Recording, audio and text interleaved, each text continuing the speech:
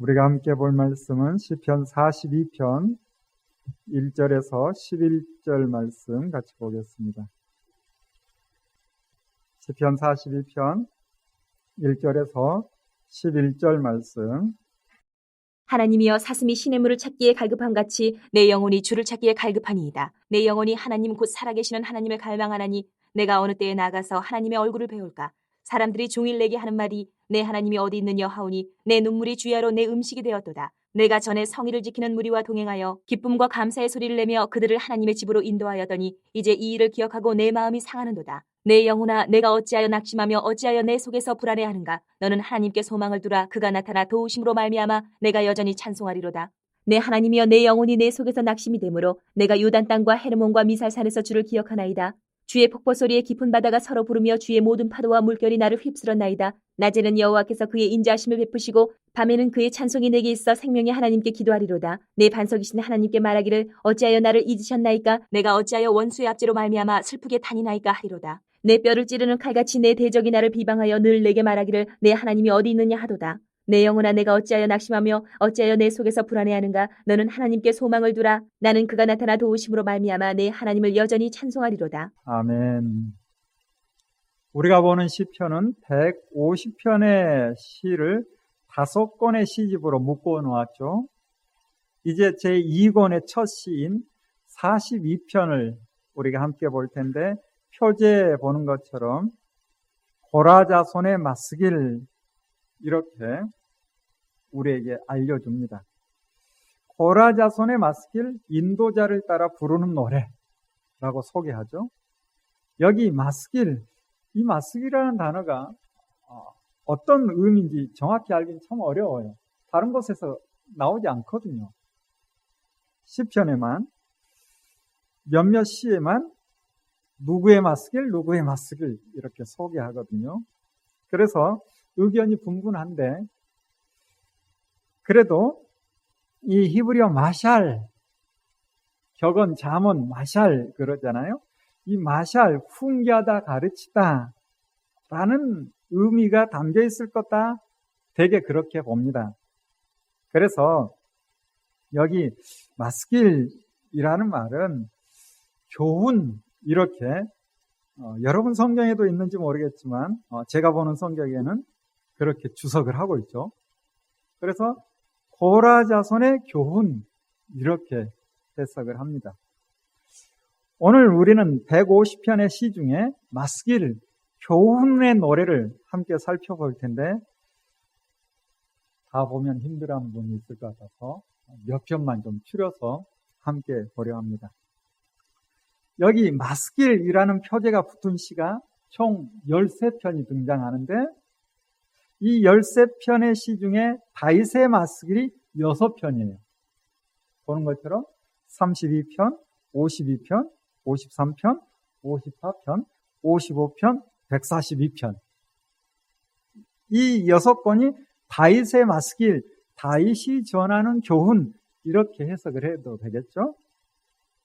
그리고 우리 42편 봤던 것처럼 고라자손의 맞쓰기이 4편인데 42편, 44편, 45편, 88편입니다. 그런데 43편을 보면 이건 42편과 하나였는데 따로 전해진다라는 것이 느껴질 거예요. 잠시 후에 볼 거고요.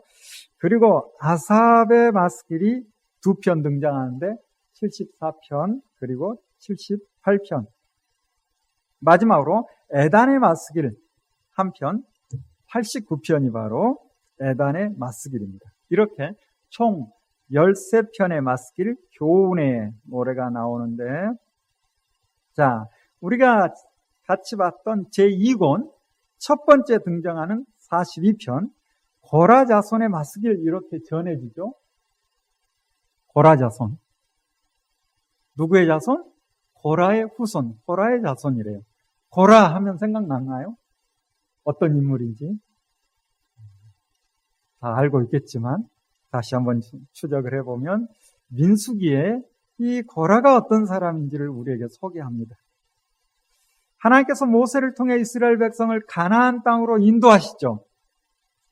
그런데 가나안 땅 들어가기 전에 광야에서 어떤 일이 있었는지를 주로 기록하는 민수기의 말씀. 여기에 이제 고라가 등장하는데 민수기 1장 1절을 보면 레이의 증손 그리고 고핫의 손자 이스갈의 아들 고라 이렇게 등장합니다. 민수기 16장 한번 보면요. 고라의 족보를 간단하게 소개하고 있죠. 고라의 손자가 누군가 하면 레이예요. 레이지파 사람이에요. 물론 레이의 아버지는 야곱이라는 것을 여러분 잘 알고 있죠. 여기 이제 레이의 증손으로 고핫의 손자 이스갈의 아들 고라 이렇게 등장하는데 여기 고라가 루벤의 자손 엘리압의 아들 다단과 벨렛의 아들 온과 당을 지었대요. 그리고 그들이 무엇을 했는가? 16장 2절 우리 같이 한번 읽어볼까요? 시작. 이스라엘 자손 총에서 택함을 받은 자 곧 회중 가운데서 이름 있는 지휘관 250명과 함께 일어나서 모세를 거스르니라.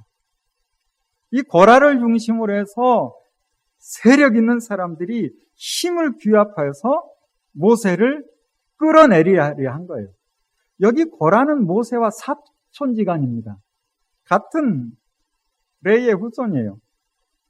그런데 모세가 지도자로 있는 게 싫었는지 모세의 지도력에 반발하여 모세를 끌어내리려 해요. 이때 이제 이 문제를 해결하시는데 하나님이 해결하시죠. 그래서 하나님께서 어떤 지도자를 원하시는지 알아보기 위해서 서로 두 편으로 갈라져서 대치합니다. 과연 하나님께서 어느 편을 들까? 이때 무슨 일이 일어나요? 고라와 고라를 따르던 사람들이 서 있는 그곳, 그 땅이 갈라지고 그들이 산채로 땅에 다 묻히게 돼요. 이런 끔찍한 일이 고라에게 그리고 고라를 따르는 사람들에게 일어납니다. 그리고 이때 상황을 민수기 26장에서는 다시 한번 기록하는데 26장 9절부터 11절을 보면 어떤 기록이 나오는가 하면 제가 좀 읽어드리면요. 고라의 무리들이 여호와께 반역할 때 땅이 그 입을 벌려서 그 무리와 고라를 삼키매 그들이 죽었으나 누구는 죽지 않았다라고 기록되나요? 고라의 아들들은 죽지 않았다라고 기록합니다. 그래서 우리는 이 민수기의 말씀을 통해서 정리해 볼 게 무엇인가 하면 아버지의 반역에 동참하지 않은 아들들, 그들은 살아남았구나. 그리고 이 고라의 아들들, 그리고 그 아들들, 다시 말하면 고라의 후손들, 당연히 레이지파의 후손이기 때문에 자신들이 해야 될 일을 열심히 한 거예요. 그건 뭡니까? 성전과 관련된 일을 하는 사람들이 레이지파 사람이에요. 역대상 9장과 역대하 20장을 보면 이 고라의 후손들이 성전의 문지기를 하기도 했었고 예루살렘 성전에서 성가를 부르는 사람들이라고 역대하 20장에는 나옵니다. 이스라엘 법은 세상 법과 좀 다르죠. 신명기 24장 16절에 아버지의 죄로 그 자식들이 죽임을 당하거나 자식들의 죄로 그 아버지가 죽임을 당해서는 안 된다라는 말씀처럼 고라의 자손들은 고라의 죄로 인해 죽임을 당하지 않았어요. 그리고 그들이 해야 할 일, 하나님을 위해 성전에서 맡은 일을 열심히 했고 그의 후손들이 12편의 시를 남겼습니다. 그 중에 우리가 보고 있는 42편, 이 고라 자손의 마스길, 교훈의 노래, 이 노래를 우리가 보고 있는데 이 고라 자손이 어떤 마음이었는지 우리는 42편을 통해서 들여다볼 수 있는데 그들이 하나님을 찾는데 어떤 마음으로 하나님을 찾는가? 사슴이 시냇물을 찾기에 갈급한 같이 내 영혼이 주를 찾기에 갈급하나이다 라고 고백하고 있어요. 여러분, 우리 이 시를 봤듯이 어떤 상황에서 이 시를 남겼을까? 학자들은 이 고민을 하는 겁니다. 이 고라의 후손들이, 고라의 자손들이 어떤 상황에서 이 시를 남겼을까? 대체적으로는 바벨론의 포로로 끌려갔나 보다. 예루살렘 성전이 바벨론에서 무너졌겠구나. 그래서 그들이 성전의 문지기 역할도 감당했었고 성전에서 노래하는 일도 했었는데 바벨론에서 성전이 함락되고 불타버리니 더 이상 성전에서 해야 될 일이 없어요. 뿔뿔이 흩어졌어요. 그래서 그 마음이 어떠한가? 예전에 예루살렘 성전에서 드렸던 예배를 그리하며 목마른 사슴이 시냇물을 찾는 갈급함을 가지고 하나님을 노래하고 다시 하나님 앞에 모여 하나님을 찬양하고 하나님께 예배를 드렸으면 하는 마음이라는 거예요. 여러분의 심정인가요? 한국교회의 심정일까요? 고라 자손의 노래지만 지금 이 시대 믿음의 사람들이 함께 이 시를 묵상하고 하나님을 찾고 하나님의 은혜를 누리고 싶어하는 마음은 아닐까. 우리 다시 한번 한 목소리로 1절부터 11절까지 작은 목소리로 같이 읊조리며 읽어봅니다. 시작. 하나님이여, 사슴이 시냇물을 찾기에 갈급한 같이 내 영혼이 주를 찾기에 갈급하니이다.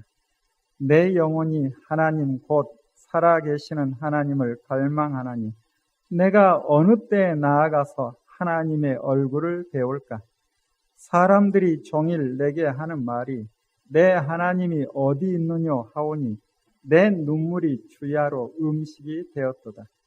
내가 전에 성의를 지키는 무리와 동행하여 기쁨과 감사의 소리를 내며 그들을 하나님의 집으로 인도하였더니 이제 이 일을 기억하고 내 마음이 상하는도다. 내 영혼아, 내가 어찌하여 낙심하며 어찌하여 내 속에서 불안해하는가? 너는 하나님께 소망을 두라. 그가 나타나 도우심으로 말미암아 내가 여전히 찬송하리로다. 내 하나님이여, 내 영혼이 내 속에서 낙심이 되므로 내가 요단 땅과 헤르몬과 미살 산에서 주를 기억하나이다. 주의 폭포 소리에 깊은 바다가 서로 부르며 주의 모든 파도와 물결이 나를 휩쓸었나이다. 낮에는 여호와께서 그의 인자하심을 베푸시고 밤에는 그의 찬송이 내게 있어 생명의 하나님께 기도하리로다. 내 반석이신 하나님께 말하기를 어찌하여 나를 잊으셨나이까? 내가 어찌하여 원수의 압제로 말미암아 슬프게 다니나이까 하리로다. 내 뼈를 찌르는 칼같이 내 대적이 나를 비방하여 늘 내게 말하기를 내 하나님이 어디 있느냐 하도다. 내 영혼아, 내가 어찌하여 낙심하며 어찌하여 내 속에서 불안해하는가? 너는 하나님께 소망을 두라. 나는 그가 나타나 도우심으로 말미암아 내 하나님을 여전히 찬송하리로다. 저자는 사슴이 물을 찾지 못하면 죽듯이 자신이 하나님을 만나지 못하면 곧 죽을 것 같은 느낌으로 온 몸과 마음을 다해 눈물을 흘리며 주님을 갈망합니다. 전에는 감사와 기쁨의 마음으로 하나님의 집에 출입했었는데 그때를 기억하니 가슴이 미어질 것 같다 하며 하나님의 집에 자유롭게 출입할 수 없는 현실이 낙심되고 불안하여 견딜 수 없어 하는 거예요. 그러면서 자신의 영혼을 향해 위로하며 노래하기를, 내 영혼아, 너가 어찌하여 낙심하며 어찌하여 내 속에서 불안해하는가? 너는 누구에게? 하나님께 소망을 두라. 너는 하나님께 소망을 두라. 하나님께서 나타나 도우심으로 말미암아 내가 여전히 찬송하리로다. 너는 하나님께 소망을 두라. 여전히 현실은 막막하지만 하나님을 기다리며 하나님께 소망을 두라고 자신을 스스로 격려하는 거예요. 우리의 현실인가요? 여러분, 이런 갈급함이 있죠?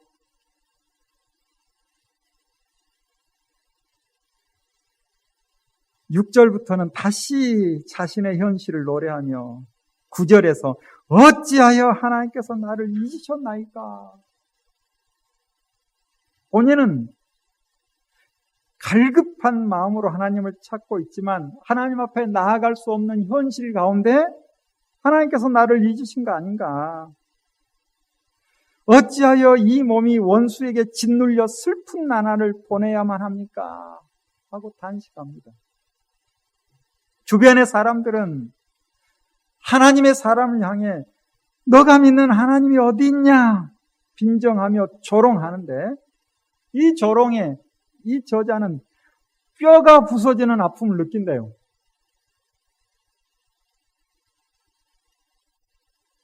성전이 무너진 후의 상황이라면 단정할 수는 없지만 성전이 무너지고 바벨론 포로 간 상황이라면 주변 사람들이 그럴 거 아니에요.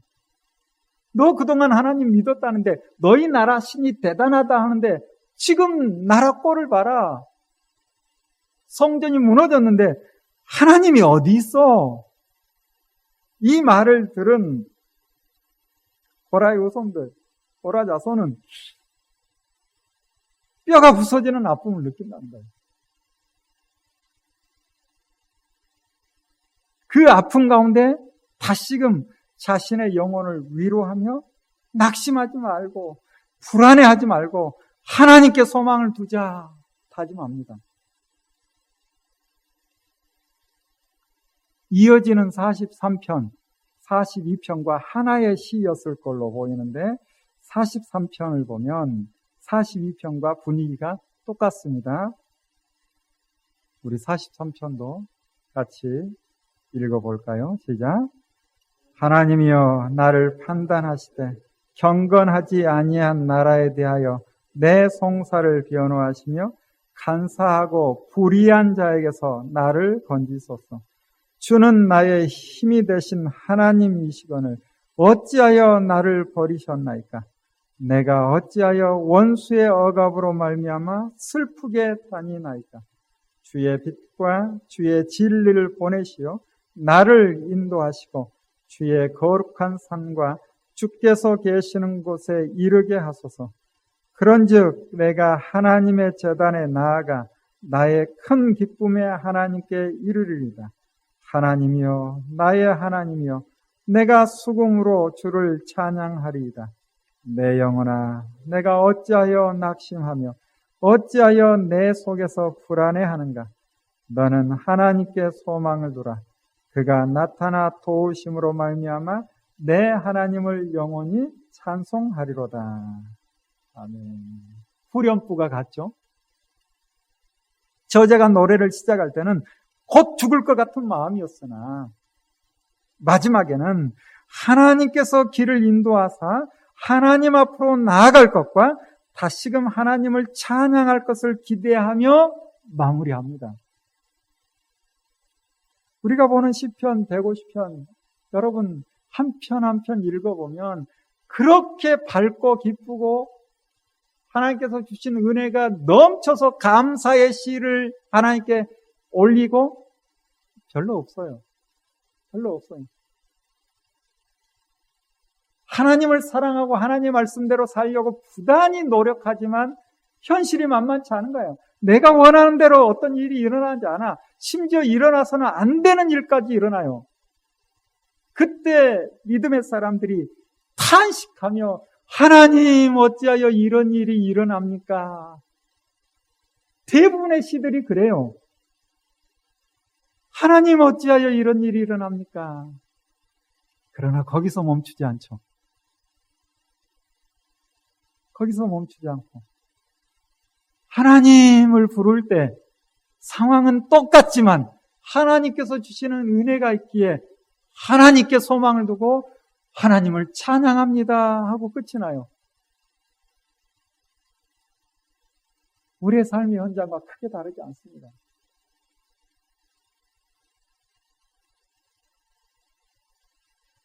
다른 시인들의 맞쓰기를 몇 편 좀 보고 싶은데 다윗이 남긴 6편의 맞쓰기를 있다 했죠. 그 중에 시편 53편, 우리 시편 53편 6절까지 있는데 같이 한번 묵상해 봅니다. 같이 읽어봅니다. 시작. 어리석은 자는 그 마음에 이르기를 하나님이 없다 하도다. 그들은 부패하며 가증한 악을 행하며 선을 행하는 자가 없도다. 하나님이 하늘에서 인생을 굽어 살피사 지각이 있는 자와 하나님을 찾는 자가 있는가 보려 하신즉 각기 물러가 함께 더러운 자가 되고 선을 행하는 자 없으니 한 사람도 없도다. 죄악을 행하는 자들은 무지하냐? 그들이 떡 먹듯이 내 백성을 먹으면서 하나님을 부르지 아니하는도다. 그들이 두려움이 없는 곳에서 크게 두려워하였으니 너를 대항하여 진친 그들의 뼈를 하나님이 흩으시니라. 하나님이 그들을 버리셨으므로 내가 그들에게 수치를 당하게 하였도다. 시온에서 이스라엘을 구원하여 줄 자 누구인가? 하나님이 자기 백성의 포로된 것을 돌이킬 때 야곱이 즐거워하며 이스라엘이 기뻐하리로다. 63편 악이 성행하는 세상에 대한 사람의 관점 그리고 하나님의 관점을 대조하고 있어요. 사람의 관점에서는 어리석은 사람들이 악한 짓을 하는데 왜 하나님이 그냥 계시는가? 하나님이 그냥 계시니 그들이 계속해서 악한 일을 하지 않는가?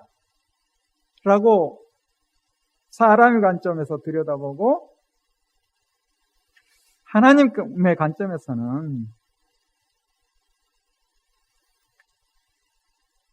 하나님께서는 사람들의 일거수일투족을 지켜보시고 악인들의 심판이 하나님의 계획에 따라 잠시 지연되는 것 뿐이지 마지막 날 하나님의 심판이 실현될 것이다 라고 노래합니다.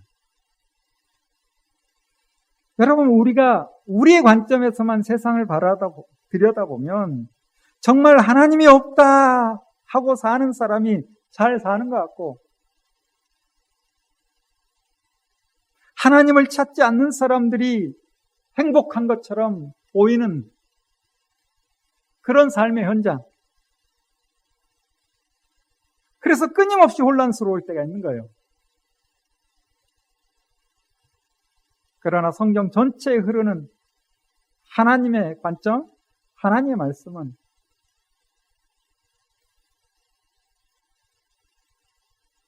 하나님께서 심판을 잠시 지연하는 것 뿐이지 마지막 날 하나님의 심판이 실현될 것이다 라고 말씀하는 거죠. 다윗이 남긴 53편의 시 이렇게 우리에게 교훈을 주는 것이고 아삽의 맞쓰기를 있죠. 2편. 그 중에 우리 74편을 한번 볼까요? 이 시는 정확하게 주전 586년 바벨론에서 성전이 파괴되고 나라가 망한 후에 지은 시라고 학자들이 동의합니다. 이때 상황을 노래하는데 조금 길긴 하지만 제가 읽어드릴까요? 여러분도 같이 읽어도 괜찮습니다. 하나님이여, 주께서 어찌하여 우리를 영원히 버리시나이까? 어찌하여 주께서 기르시는 양을 향하여 진노의 연기를 품으시나이까? 옛적부터 얻으시고 속량하사 주의 기업의 지파로 삼으신 주의 회중을 기억하시며 주께서 계시던 시온산도 생각하소서. 영구히 파멸된 곳을 향하여 주의 팔을 옮겨 놓으소서. 원수가 성소에서 모든 악을 행하였나이다. 주의 대적이 주의 회중 가운데서 떠들며 자기들의 깃발을 세워 표적을 삼았으니 그들은 마치 도끼를 들어 살림을 베는 사람 같으니이다. 이제 그들이 도끼와 철퇴로 성소의 모든 조각품을 쳐서 부수고 주의 성소를 불사르며 주의 이름이 계신 곳을 더럽혀 땅에 엎었나이다. 그들이 마음속으로 이르기를 우리가 그들을 진멸하자 하고 이 땅에 있는 하나님의 모든 회당을 불살랐나이다. 우리의 표적은 보이지 아니하며 선지자도 더 이상 없으며 이런 일이 얼마나 오래일는지 우리 중에 아는 자도 없나이다. 하나님이여, 대적이 언제까지 비방하겠으며 원수가 주의 이름을 영원히 능욕하리이까? 주께서 어찌하여 주의 손, 곧 주의 오른손을 거두시나이까? 주의 품에서 손을 빼내시어 그들을 멸하소서. 하나님은 예로부터 나의 왕이시라. 사람에게 구원을 베푸셨나이다. 주께서 주의 능력으로 바다를 나누시고 물 가운데 용들의 머리를 깨뜨리셨으며 리워야단의 머리를 부수시고 그것을 사막에 사는 자에게 음식물로 주셨으며 주께서 바위를 쪼개어 큰 물을 내시며 주께서 늘 흐르는 강들을 마르게 하셨나이다. 낮도 주의 것이요 밤도 주의 것이라. 주께서 빛과 해를 마련하셨으며 주께서 땅의 경계를 정하시며 주께서 여름과 겨울을 만드셨나이다. 여호와여, 이것을 기억하소서. 원수가 주를 비방하며 우매한 백성이 주의 이름을 능욕하였나이다. 주의 맵비들기의 생명을 들짐승에게 주지 마시며 주의 가난한 자의 목숨을 영원히 잊지 마소서. 그 언약을 눈여겨보소서. 무릇 땅의 어두운 곳에 포악한 자의 처소가 가득하나이다. 학대받는 자가 부끄러이 돌아가게 하지 마시고 가난한 자와 궁핍한 자가 주의 이름을 찬송하게 하소서. 하나님이여, 일어나 주의 원통함을 푸시고 우매한 자가 종일 주를 비방하는 것을 기억하소서. 주의 대적들의 소리를 잊지 마소서. 일어나 주께 항거하는 자의 떠드는 소리가 항상 주께 상달되나이다. 이렇게 바벨론에서 나라가 망한 상황에 하나님의 도우심을 구하는 기도를 담고 있는 노래입니다. 참 시편 어두운 시들이 덜어 있는데 고라자손의 맞서기를 한 편 또 볼까요? 왜 이 시편을 보는가 하면 이런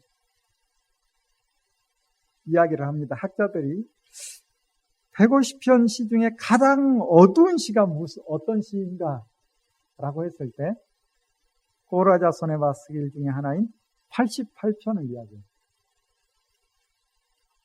우리가 밝은 것도 보지만 88편도 한번 볼 필요가 있지 않을까. 왜?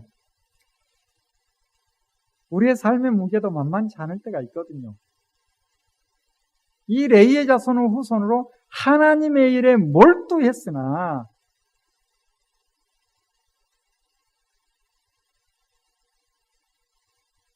자신의 현실이 너무 막막하고 힘이 들어서 하나님께 눈물로 노래하는데, 혹 여러분 가운데도 같은 마음이라면 같은 마음으로 하나님께 탄식하며 우리 묵상해 봅니다. 같이 읽겠습니다. 같이 읽습니다. 시작.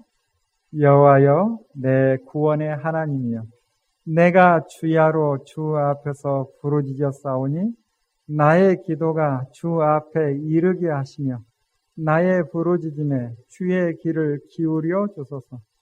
물은 나의 영혼에는 재난이 가득하며 나의 생명은 수월에 가까워싸우니 나는 무덤에 내려가는 자 같이 인정되고 힘없는 용사와 같으며 죽은 자 중에 던져진 바 되었으며 죽임을 당하여 무덤에 누운 자 같으니이다. 주께서 그들을 다시 기억하지 아니하시니 그들은 주의 손에서 끊어진 자니이다. 주께서 나를 깊은 웅덩이와 어둡고 음침한 곳에 두셨사오며 주의 노가 나를 심히 누르시고 주의 모든 파도가 나를 괴롭게 하셨나이다. 주께서 내가 아는 자를 내게서 멀리 떠나게 하시고 나를 그들에게 가증한 것이 되게 하셨사오니 나는 갇혀서 나갈 수 없게 되었나이다. 혼란으로 말미암아 내 눈이 쇠하였나이다. 여호와여, 내가 매일 주를 부르며 주를 향하여 나의 두 손을 들었나이다. 주께서 죽은 자에게 기이한 일을 보이시겠나이까? 유령들이 일어나 주를 찬송하리이까? 주의 인자하심을 무덤에서 주의 성실하심을 멸망 중에서 선포할 수 있으리이까? 흑암 중에서 주의 기적과 이즘의 땅에서 주의 공의를 알 수 있으리이까? 여호와여, 오직 내가 주께 부르짖어 싸우니 아침에 나의 기도가 주의 앞에 이르리이다. 여호와여, 어찌하여 나의 영혼을 버리시며 어찌하여 주의 얼굴을 내게서 숨기시나이까? 내가 어릴 적부터 고난을 당하여 죽게 되었사오며 주께서 두렵게 하실 때 당황하였나이다. 주의 진노가 내게 넘치고 주의 두려움이 나를 끊었나이다. 이런 일이 물같이 종일 나를 애우며 함께 나를 둘러쌌나이다. 주는 내게서 사랑하는 자와 친구를 멀리 떠나게 하시며 내가 아는 자를 흑암에 두셨나이다. 이렇게 끝나는 시예요. 전혀 소망이 보이지 않는 것 같아요. 얼마나 답답했으면 죽은 자에게 기이한 일을 보이시겠습니까? 유령들이 일어나 주를 찬송하겠습니까? 내가 지금 죽음의 문턱 앞에 있는데 내가 죽으면 하나님을 찬양할 수 있습니까? 지금이라도 나를 건져주세요. 나를 살려주세요. 사랑하는 자 친구들 다 떠나고 나는 이제 주님밖에 없습니다. 라고 노래하는 거예요. 이렇게 끝나버리니 이 88편을 가장 어두운 시라고 하죠. 고난 중에 부르는 노래, 하나님을 향한 기도입니다. 자신의 처지를 주님 앞에 솔직히 토해내는 거예요. 왜 이렇게 자신의 심정을 그대로 토해내는가? 주님이 다시금 힘을 주시고 길을 열어주실 것을 믿기에 주님께 소망을 두고 노래하는 거죠. 사랑하는 여러분, 믿음의 사람들이라 할지라도 삶의 무게를 감당하기가 쉽지 않아 낙심하고 불안해하기도 했으나 그럴 때마다 하나님께 소망을 두고 무거운 짐을 주님께 내려놓습니다. 이게 얼마나 중요한 일인지.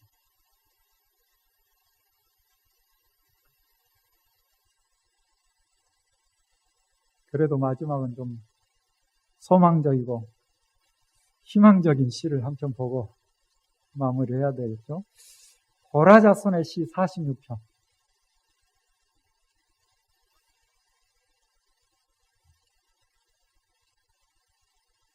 이 노래가 우리의 노래가 되었으면 좋겠습니다. 제가 읽어드릴게요. 46편. 하나님은 우리의 피난처시요 힘이시니 환난 중에 만날 큰 도움이시다. 그러므로 땅이 변하든지 산이 흔들려 바다 가운데 빠지든지 바닷물이 솟아나고 뛰놀든지 그것이 넘침으로 산이 흔들릴지라도 우리는 두려워하지 아니하리로다. 한 시내가 있어 나누어 흘러 하나님의 성 곧 지존하신 이의 성소를 기쁘게 하도다. 하나님이 그 성 중에 계심에 성이 흔들리지 아니할 것이라. 새벽에 하나님이 도우시리로다. 문 나라가 떠들며 왕국이 흔들렸더니 그가 소리를 내심에 땅이 녹았도다. 만군의 여호와께서 우리와 함께 하시니 야곱의 하나님은 우리의 피난처시로다. 와서 여호와의 행적을 볼지어다. 그가 땅을 황무지로 만드셨도다. 그가 땅끝까지 전쟁을 쉬게 하시며 활을 꺾고 창을 끊으며 수레를 불사르시는도다. 이르시기를 너희는 가만히 있어 내가 하나님 됨을 알지어다. 내가 문나라 중에서 높임을 받으리라. 내가 세계 중에서 높음을 받으리라 하시도다. 만군의 여호와께서 우리와 함께 하시니 야곱의 하나님은 우리의 피난처시리로다. 사랑하는 여러분, 우리의 피난처 되시는 하나님께 소망을 두며 하나님과 함께 살아가는, 하나님과 함께 동행하는 우리 모두 되기를 바랍니다. 기도하겠습니다.